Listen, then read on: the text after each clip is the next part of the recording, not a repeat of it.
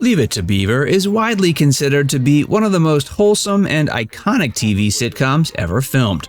The series, which aired for 6 seasons, followed the exploits and shenanigans of Theodore The Beaver Cleaver, his brother Wally, and their 2 loving parents in the sleepy town of Mayfield. Although Beaver's antics and coming-of-age story was the primary focus, a lot of viewers tuned in weekly to see June Cleaver as well.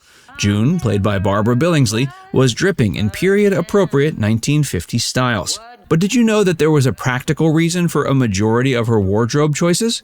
Join Facts First as we present the real reason for Barbara Billingsley's costume on Leave It To Beaver. Barbara Billingsley was the perfect casting choice. June Cleaver, portrayed by the late great Barbara Billingsley, was a fan-favorite addition to the Leave It To Beaver cast. Throughout the 1950s, Barbara worked fairly consistently before landing her role on the beloved family-friendly sitcom in 1957. The role ended up being the most defining of her career, and later on she reprised the role repeatedly in the various Leave It To Beaver spin-offs, reboots, and reunions. Barbara and Jerry Mathers, the actor behind the titular role of the Beaver, were the only 2 members of the cast to appear in each and every episode of the mainline series. IMDb reports that Tony Dow, who played Wally, and Hugh Beaumont, who played Ward Cleaver, appeared in 234 of the 235 episodes. Before we tell you more, be sure to give this video a like and subscribe to Facts First if you haven't already. June's pearls made filming easier. Several sources seem to suggest that Billingsley chose to start wearing pearls in order to cover up a surgical scar, but that explanation doesn't seem to be in line with an interview she gave in 2003. Reportedly, she said the real reason why she wore pearls was because she had what she referred to as a deep hollow in her neck.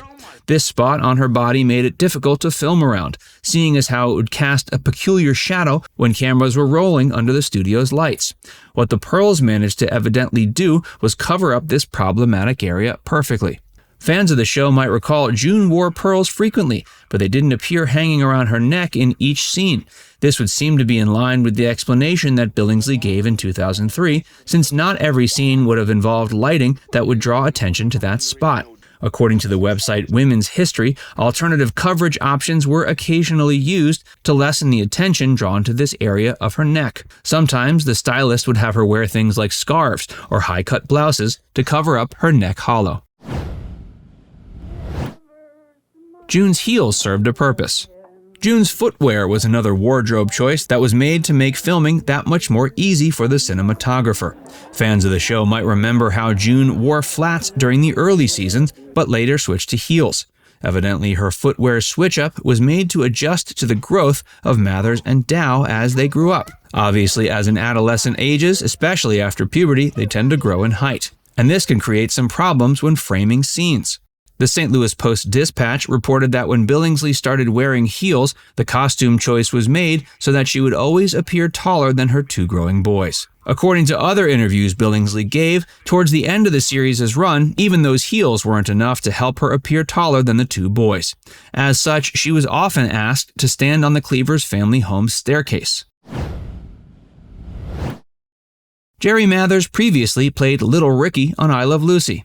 Before being cast as Little Theodore Cleaver, actor Jerry Mathers appeared uncredited in one scene of the I Love Lucy episode Ricky's Old Girlfriend. In that scene, Mathers sat on Lucy's lap when she dreams that her husband left for his flame, Carlotta Romero. More like a nightmare, Lucy's dreams sees her and little Mathers begging for change outside of a theater as Ricky and his new boo stop to plop a few spare coins into their cups.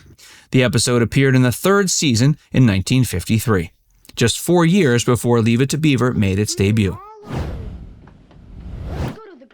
Speaking of costumes, when Jerry Mathers auditioned for the part of the Beaver, something he did several times, he showed up to the casting call on one of the sessions wearing his Cub Scout uniform.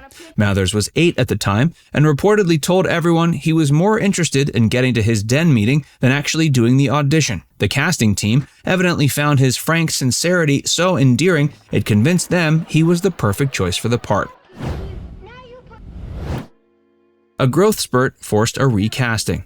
It's hard to imagine Leave It to Beaver without Tony Dow, but for the pilot episode, the role of Wally was originally played by an actor named Paul Sullivan.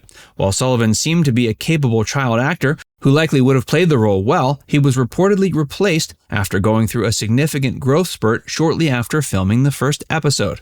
Incidentally, Tony Dow never intentionally sought the role of Wally. He only showed up to the studio during auditions to accompany a buddy of his who was vying for the role. When producers saw him, something just clicked, and they knew they had their Wally. Saved from the network axe. Despite the fact the series is now considered a classic, Leave It to Beaver wasn't a big hit with critics or viewers when it first debuted. It was initially not seen as anything all that special. After the first season wrapped in 1958, CBS decided to pull the plug on the series. Fortunately for fans of classic television everywhere, ABC decided to step in and rescue it. The series continued on ABC for the remainder of its 6-season run. It still never broke into the top 30. Leave It to Beaver was one of those shows that seemed to have all the right ingredients to endure many decades of fan appreciation. That being said, throughout its initial run, it never managed to crack into the top 30 list in the Nielsen ratings.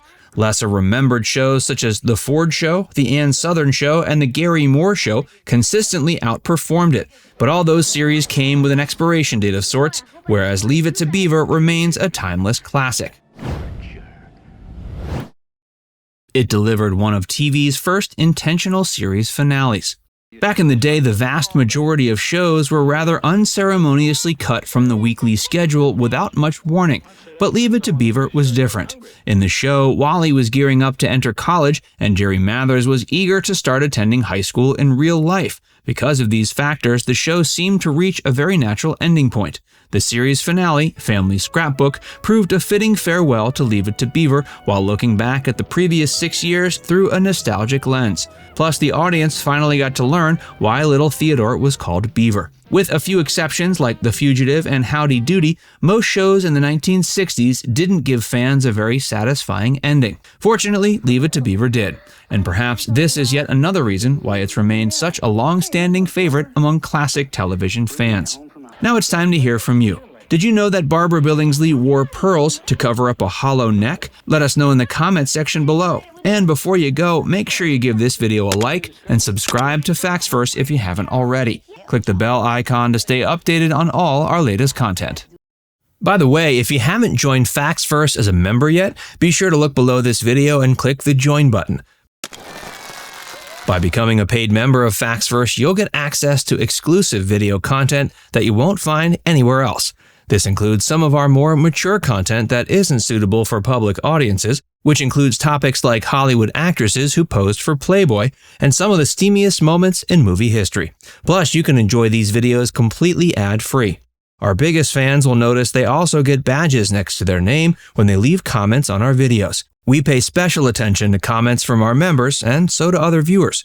So if you want exclusive content from Facts First or inside access to discussions with other community members, click the join button to get started for just $4.99.